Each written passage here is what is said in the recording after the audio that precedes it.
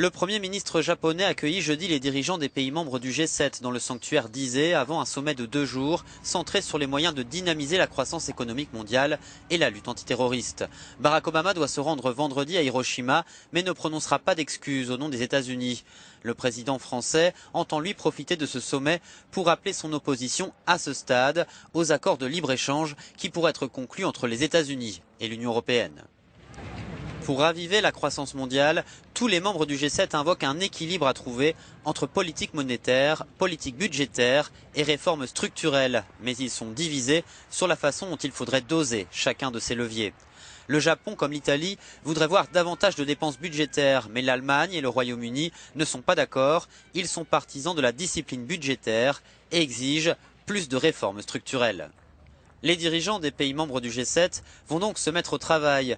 Ils disposent seulement de 2 petits jours pour se mettre d'accord afin d'élaborer un communiqué final commun.